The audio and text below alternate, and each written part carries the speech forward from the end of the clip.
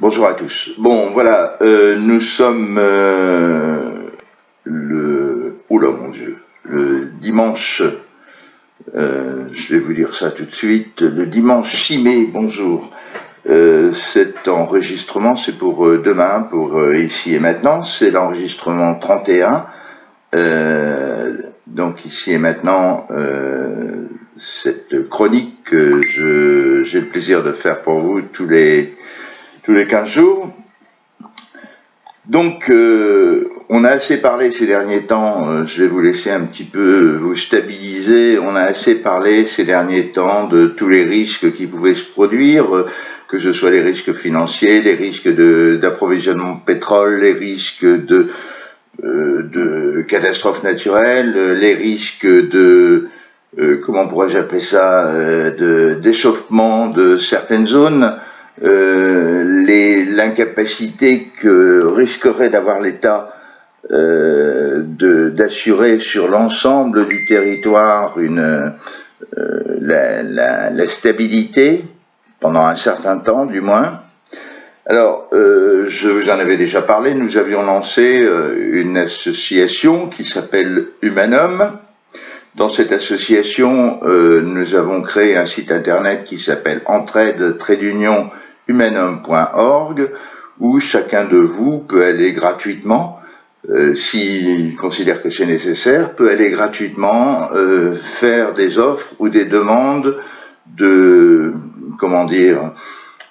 d'entraide entre les urbains et les ruraux. Alors si vous êtes rural, vous pouvez proposer contre financement ou contre tout ce que vous voulez, ou contre aide physique, un hébergement d'urgence, en cas d'urgence. Et si vous êtes urbain et que vous n'ayez pas les moyens peut-être de vous payer votre maison de campagne et ce qu'on appelle la BAD, vous aurez donc vous trouverez peut-être dans ces annonces la possibilité. Ça marche pas encore très fort, mais je pense que au plus le système va montrer ses risques d'effondrement, au plus je pense que ça marchera. En plus, de toute façon, c'est gratuit. Alors ça, c'est la première chose. La deuxième chose, toujours gratuit d'ailleurs, nous avons créé une association qui s'appelle... Non, c'est une association de fait, qui s'appelle SOS Mer. Donc vous le trouvez aussi sur internet, sosmer.org. Et vendredi, nous avons réussi à faire ce qu'on appelle un webinar. Je connaissais pas. Le webinar, c'est sur Zoom, zoom.us. Le webinar, c'est en fait un Skype, mais avec autant d'intervenants que nous le souhaitions. Donc il y a eu une vingtaine d'intervenants. Vous allez retrouver, alors c'est pas encore en ligne, ça va l'être peut-être dans les heures qui viennent, mais vous allez le retrouver aussi bien sur une chaîne YouTube qui s'appelle SOS Mer, vous allez le retrouver sur le site SOS Mer, vous allez le retrouver sur la page Facebook SOS Mer, et vous allez le retrouver, je sais pas, un petit peu partout ailleurs, sur Twitter aussi bien sûr, SOS Mer. Donc nous avons réuni une vingtaine d'intervenants qui ont tous des solutions, des idées pour satisfaire à cette crise qui vient, pour essayer d'autonomiser, puisque le but de SOS Mer, c'est autonomiser les communes et dans un but de résilience à long terme. Mais les autonomiser pour dire pour que les mairies puissent au moins satisfaire, en cas de pépin, la sécurité énergétique, alimentaire. Alors énergétique pour la commune elle-même, pour elle-même en tant qu'administration, parce que s'il n'y a pas d'énergie, si la commune n'a pas d'énergie, elle ne pourra de toute façon absolument rien faire. Et puis essayer de proposer aux gens de s'autonomiser, que ce soit au niveau de l'eau, que ce soit au niveau de la nourriture, que ce soit au niveau de la sécurité, que ce soit au niveau de l'énergie, bien sûr, et au niveau de la santé. Alors tout ça c'est un peu mélangé.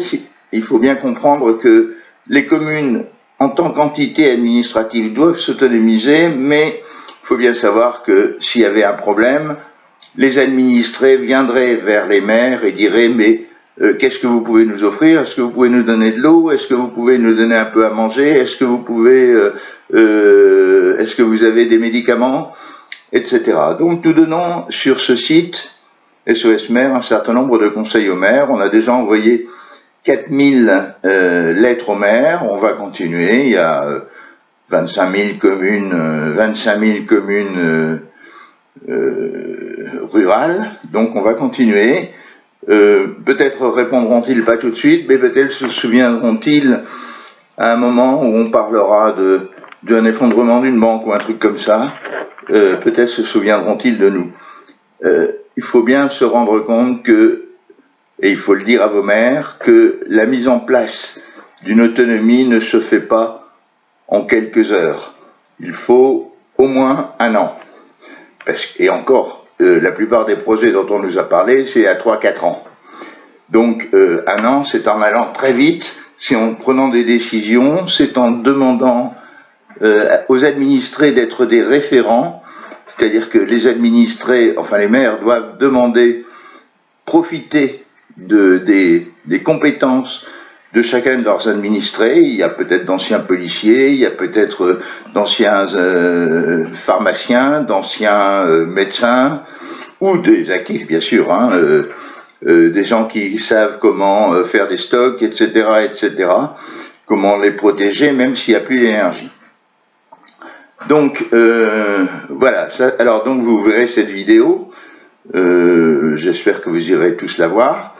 On a eu dans cette vidéo, qui est longue, hein, il ne faut pas se tromper, alors j'ai pas encore les positionnements, il y a eu plusieurs interventions complètement tout à fait remarquables, et notamment celle de Joe Spiegel, qui est un maire d'une commune de l'Est, et qui a une approche que vous verrez, elle est assez fabuleuse. Donc il y a celle de Maxence Leyer aussi, qui est un bon, je sais pas trop ce qu'il fait, mais ça fait rien. Si, il est attaché parlementaire, c'est ça. Et Kim Crochet aussi, qui est en Suisse et qui va dans le même sens que nous. Donc tous ces gens totalement intéressants, vous les retrouverez. On fera peut-être des sélections de ce qu'ils ont dit, parce que il y avait donc une vingtaine d'intervenants, et puis je pense qu'il y a eu plus d'une centaine de gens qui ont suivi cette émission en direct. Bon, et puis il va y avoir, cette émission en direct va être rediffusée. Alors, qu'est-ce que je voulais dire? Je voulais dire surtout que nous on essaye de faire un outil, mais bien évidemment il va y avoir les élections municipales. Alors, il faut que vous alliez voir les maires maintenant en leur disant, écoutez, vous trouverez sur le site la lettre aux maires, vous trouverez dans quelques jours un flyer qu'on est en train encore aussi de monter.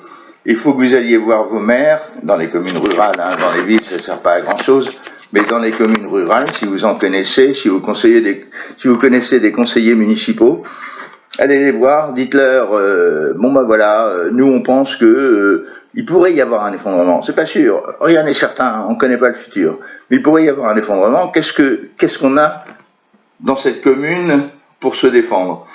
Qu'est-ce qu'on a s'il y a une arrivée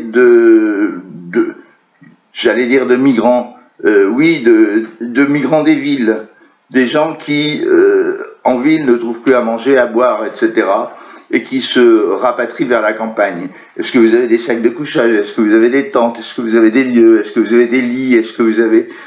En général, les maires ont ça. Enfin, les mairies, beaucoup de mairies ont ça, puisqu'ils ont des salles de sport, et là-dedans, il y a des matelas, il y a des choses comme ça.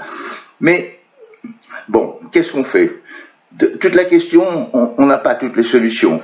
Mais par contre, les maires doivent se dire, avec leur équipe bien sûr, avec leur secrétaire de mairie, avec les adjoints, qu'ils soient de l'opposition, enfin les élus municipaux, qu'ils soient de l'opposition ou pas, ils doivent dire, bon allez, là c'est notre rôle, qu'est-ce qu'on fait si on n'a plus d'électricité, qu'est-ce qu'on fait si on n'a plus d'eau, qu'est-ce qu'on fait si on n'a plus d'alimentation, qu'est-ce qu'on fait si on n'a plus d'énergie, qu'est-ce qu'on fait si on a des arrivées de migrants, qu'est-ce qu'on fait si, j'entends des migrants des villes, qu'est-ce qu'on fait si, dans toutes ces conditions-là, qu'est-ce qu'on fait?